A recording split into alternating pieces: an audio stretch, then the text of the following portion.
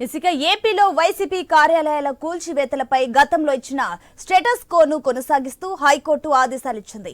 ఈ అంశంలో వైసీపీ ఇచ్చే వివరణను పరిగణనలోకి తీసుకోవాలని కూడా సూచించింది. అధికారులు ఎటువంటి తొందరపాటు చర్యలు తీసుకోవద్దని హైకోర్టు ఆదేశాల్లో ఉంది. మొత్తం 20 కార్యాలయాల కూల్చివేతలపై హైకోర్టులో పిటిషన్ వేసింది వైసీపీ.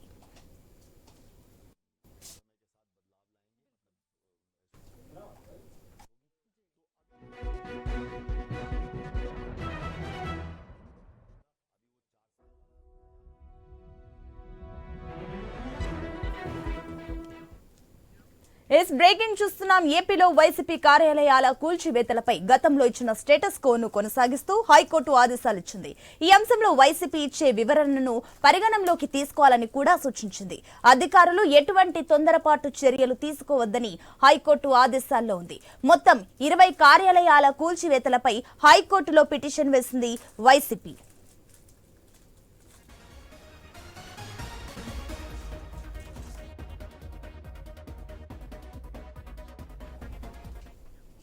ఇక ఏపీలో వైసీపీ కార్యాలయాల కూల్చివేతలపై గతంలో ఇచ్చిన స్టేటస్ కోను కొనసాగిస్తూ హైకోర్టు ఆదేశాలిచ్చింది. దీనికి సంబంధించి మరిన్ని డీటెయిల్స్ మా ప్రతినిధి హరీష్ అందిస్తారు. ఎస్ హరీష్.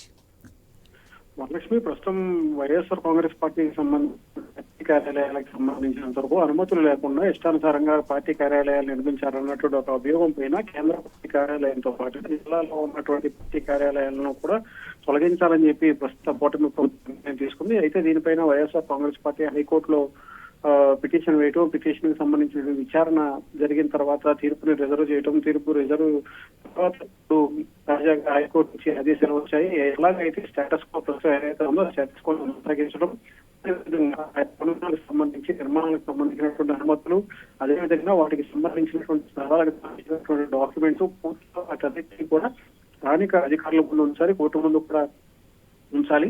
ఎప్పుడైతే నిర్మాణాలకు సంబంధించినటువంటి అంశం ఏదైతే ఉందో వాటిని అలాగే కొనసాగించాలి. ఎటువంటి నిర్మాణాలు కూల్చివేతం కావచ్చు, నిర్మాణాలు చేపట్టడం కావచ్చు, ఏది కూడా చేయకుండా స్టేటస్ కొని కంటిన్యూ చేయాలని చెప్పుకుని నిర్ణయం తీసుకున్నటువంటి కోర్టు నుంచి ఆదేశాలు వెలువడ్డాయి. ఈ అంశం పైన వైఎస్ఆర్ కాంగ్రెస్ పార్టీకి సంబంధించినటువంటి పిటిషన్ విచారణ జరిగింది. గత 2 రోజుల క్రితమే విచారణ జరిగినప్పటికీ కూడా విపక్షాలకు సంబంధించినటువంటి వాదన విన్న తర్వాత హైకోర్టు తీర్పును రిజర్వ్ చేసింది.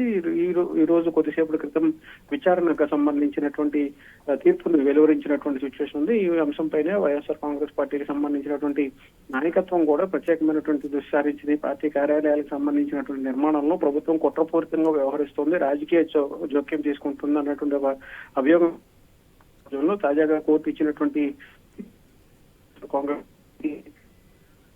పార్టీ నేతలు కూడా హర్షం వ్యక్తం చేస్తున్నారు. Varalakshmi. Right Harish, thank you.